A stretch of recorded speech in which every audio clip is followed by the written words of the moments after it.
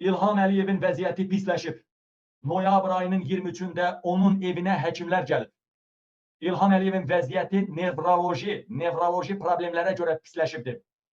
İlham Əliyevin Parkinson xəstəliyinə tutulduğu xəbəri bizə qədər çatdırıldı. Bu elə bir adam deyil, bunu mənə xəbər verən yuxarıdakı generallardan.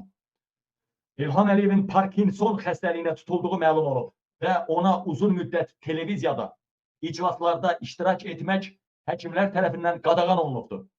Artıq vəziyyəti pisləşən İlham Əliyev 6 gündür efirdə yoxdur. Heç bir görüş keçirməyib, heç bir səfərə getməyibdir. Ölkədə heç bir qəbul proseslərini etməyibdir. Üstəlik siyasi xəbərlərə baxmağı da qadağan eləyib. Ancaq nəvələri və qızları vasitəsindən ağızdan ağıza nəsə ötürürlər. Çünki siyasi xəbərə baxanda gərginləşir, icazə verilmir. Bə nə şeyimin başında sən qalırsan ölkənin başında? Get vızqırt get də da. Görsən mən qalıram burada.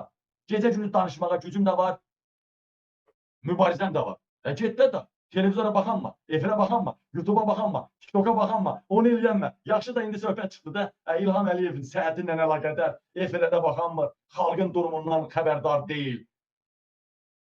Eşşək kimi bilir hər şeyi.